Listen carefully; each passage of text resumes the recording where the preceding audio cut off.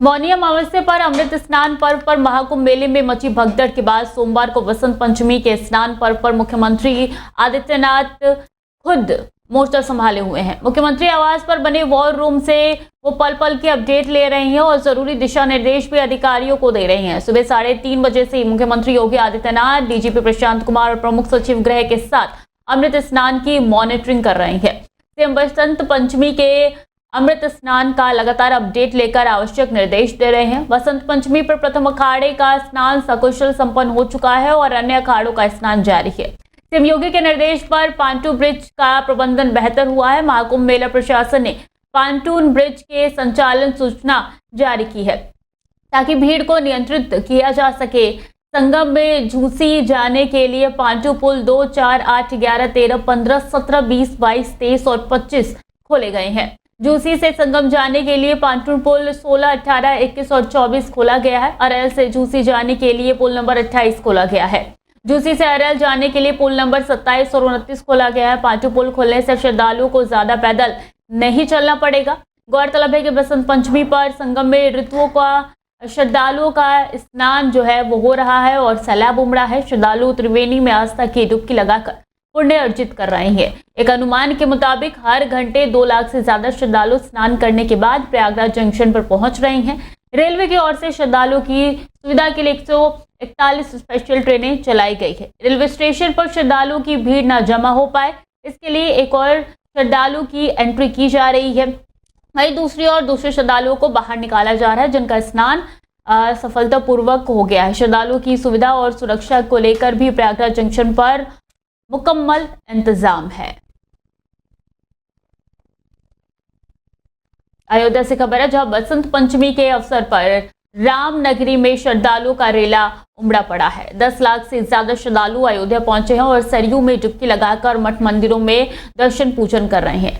ब्रह्म मुहूर्त से ही श्रद्धालुओं के जय घोष से रामनगरी गूंजने लगी है। श्रद्धालुओं ने सरयू के घाट पर डुबकी लगाई है और दान पुण्य किया है। इसके बाद श्रद्धालुओं का रैला राम की पैड़ी परिसर स्थित प्राचीन नागेश्वर नाथ मंदिर में जलाभिषेक के लिए उमड़ा। यहाँ से श्रद्धालु राम मंदिर और हनुमानगढ़ी के लिए प्रस्थान कर रहे हैं। हनुमानगढ़ी में भक्तों की भारी भीड़ उमड़ी है। करीब 1.5 किलोमीटर तक कतार लगी हुई है। वहीं रामलला के दरबार में भी जयकारे गूंज रहे हैं। राम मंदिर सुबह 5 बजे से ही खोल दिया गया था ताकि ज्यादा से ज्यादा श्रद्धालु रामलला के दर्शन कर सके। सुरक्षा के पुख्ता इंतजाम किए गए हैं। अयोध्या धाम के 4 पहिया वाहनों का प्रवेश प्रतिबंध कर दिया गया है। प्रयागराज महाकुंभ में श्रद्धालुओं का पलट प्रवाह रामनगरी में निरंतर जारी है। शुक्रवार को भी 8 लाख से ज्यादा श्रद्धालु अयोध्या पहुंचे और सरयू स्नान कर मठ मंदिरों में दर्शन पूजन किए। बसंत पंचमी के दिन अयोध्या में 20 लाख से ज्यादा श्रद्धालुओं के उमड़ने की संभावना है। सुरक्षा कड़ी करते हुए अयोध्या धाम में यातायात डायवर्जन लागू है। अयोध्या में पूरे देश उमड़ा हुआ है और प्रयागराज से अयोध्या आ रहे श्रद्धालुओं में तकरीबन देश के हर राज्य के श्रद्धालु शामिल होते हैं। कुछ विदेशी और एनआरआई श्रद्धालु भी आ रहे हैं। भीड़ नियंत्रण के लिए की गई व्यवस्था के चलते सरयू घाट, राम मंदिर, हनुमानगढ़ी में स्नान, दर्शन पूजन करने के लिए 5 से 8 किलोमीटर तक पैदल चलना पड़ रहा है। रामलला के दरबार में श्रद्धालुओं के सुगम दर्शन की व्यवस्था की गई है। ट्रस्ट की ओर से श्रद्धालुओं को निःशुल्क भोग प्रसाद भी वितरित किया जा रहा है। प्रसाद पाकर भक्त तृप्त नजर आ रहे हैं। और आंध्र प्रदेश के मुख्यमंत्री एन चंद्रबाबू नायडू दिल्ली विधानसभा चुनाव में भारतीय जनता पार्टी के उम्मीदवारों के समर्थन में प्रचार करने के लिए 2 फरवरी को राष्ट्रीय राजधानी गए और ऐसे में आधिकारिक सूत्रों के मुताबिक नायडू भाजपा के चुनावी अभियान को मजबूत और करना चाहते हैं और ऐसे में आज उनकी जगह जगह पर रैली है, कार्यक्रमों में वो हिस्सा लेंगे। सूत्रों ने जानकारी दी है कि चंद्रबाबू नायडू दोपहर हैदराबाद के बैंकपेट हवाई अड्डे से वो रवाना हो गए थे और 1 तारीख को, और ऐसे में जो चुनावी कार्यक्रम है वो काफी दिलचस्प होता हुआ नजर आ रहा है। तेलुगु देशम पार्टी राष्ट्रीय जनतांत्रिक गठबंधन में भाजपा के बाद दूसरा सबसे बड़ा घटक दल है। लोकसभा में टीडीपी के 16 सांसद हैं, जिससे ये संगठबंधन में एक प्रभावशाली भूमिका निभाता है। नायडू की दिल्ली यात्रा को भाजपा और तेलुगु देशम पार्टी के बीच गठबंधन को और मजबूत करने के कदम में रूपरेखा में देखा जा रहा है। विशेष लोगों का कहना है कि चंद्रबाबू नायडू के प्रचार अभियान से भाजपा को दिल्ली में तेलुगु भाषी मतदाताओं का समर्थन हासिल करने में मदद मिलेगी। दिल्ली में रहने वाले दक्षिण भारतीय समुदाय को साधने की कोशिश के तहत भाजपा ने टीडीपी के प्रभावशाली नेता को प्रचार में उतारा है। नायडू की इस यात्रा के दौरान भाजपा के शीर्ष नेतृत्व के साथ बैठक भी संभावित है, जिसमें गठबंधन की रणनीति और चुनावी मुद्दों पर चर्चा की जाएगी।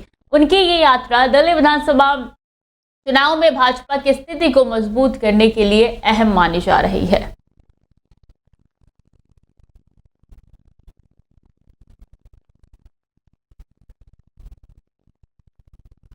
और दिल्ली विधानसभा चुनाव को लेकर प्रियंका गांधी ने सीमापुरी में एक चुनावी रैली को संबोधित किया रविवार को। इस दौरान प्रियंका गांधी आम आदमी पार्टी के मुखिया अरविंद केजरीवाल और प्रधानमंत्री नरेंद्र मोदी पर सीधे हमलावर रही।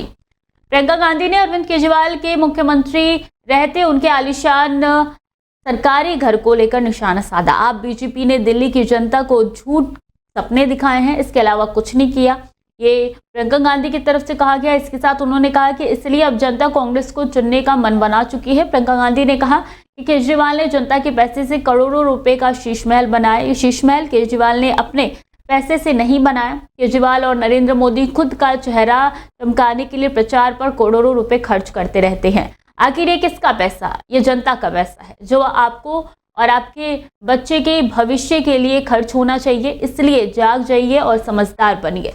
प्रियंका ने यहाँ के सीमापुरी में एक चुनावी सभा को संबोधित करते हुए प्रधानमंत्री पर भी जमकर निशाना साधा। उन्होंने कहा कि आम आदमी पार्टी संयोजक अरविंद केजरीवाल और इनके जैसे और भी नेता है जो कि लगातार जनता को धोखा दे रहे हैं। न सिर्फ पीएम मोदी बल्कि अरविंद केजरीवाल दोनों ही इन बड़े उद्योगपतियों के गुलाम है। कांग्रेस महासचिव ने शुक्रवार को संसद के दोनों सदनों की संयुक्त बैठक में राष्ट्रपति के अभिभाषण के बाद मुर्मू के बारे में भी सोनिया गांधी की टिप्पणी का मुद्दा उठाने के लिए रविवार को मोदी की आलोचना की। प्रियंका गांधी ने कहा कि उस दिन मोदी जी ने मेरी मां के बारे में कहा कि उन्होंने राष्ट्रपति का अपमान किया है। उन्होंने किस तरीके का मुद्दा उठाया? एक बुजुर्ग महिला दूसरी बुजुर्ग महिला के प्रति अपनी सहानुभूति व्यक्त करते हुए कह रही है, बेचारी राष्ट्रपति जी थक गई होंगी और 1 घंटे का भाषण उनको पढ़ना पड़ा। उन्होंने इसे चुनावी मुद्दा बनाने का प्रयास किया और कहा कि यह अपमान है। आप देश के लोगों का अपमान कर रहे हैं जो महंगाई और बेरोजगारी से जूझ रहे हैं, उन्हें पेंशन नहीं मिल रहा है और सफाई कर्मचारी परेशान हैं और आप ये बेकार की बातें कर रहे हैं। सपा अध्यक्ष अखिलेश यादव 3 फरवरी को मिल्कीपुर में जनसभा करेंगे। अखिलेश ने कहा है कि भाजपा मिल्कीपुर विधानसभा उपचुनाव में बेईमानी पर उतारू है। काटेदारों और प्रधानों पर प्रशासन दबाव बना रहा है। सपा अध्यक्ष रविवार को जारी बयान में कहा है कि जनता सपा को जिताने को तैयार है, पर सरकार के दबाव में प्रशासन समाजवादी पार्टी को हराना चाहता है। भाजपा लोकतंत्र और संविधान दोनों का तिरस्कार कर रही है। भाजपा सपा नेताओं और कार्यकर्ताओं पर झूठे और फर्जी मुकदमे लगवाकर उन्हें परेशान कर रही है। भाजपा सरकार का रवैया तानाशाहीपूर्ण है, भ्रष्टाचार और लूट चरम पर है। हर विभाग में भ्रष्टाचार आपराधिक घटनाएं लगातार बढ़ती जा रही है।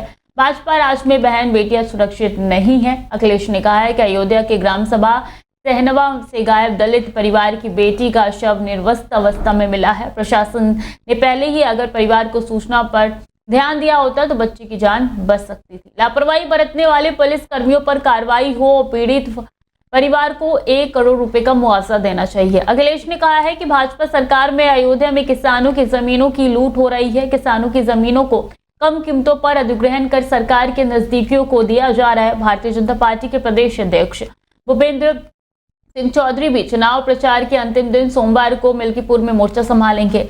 इस दौरान उनकी ओर से उपचुनाव में प्रभारी के तौर पर काम कर रहे प्रदेश सरकार के 7 मंत्रियों जैसे अन्य वरिष्ठ नेताओं और जनप्रतिनिधियों के साथ बैठक भी की जाएगी।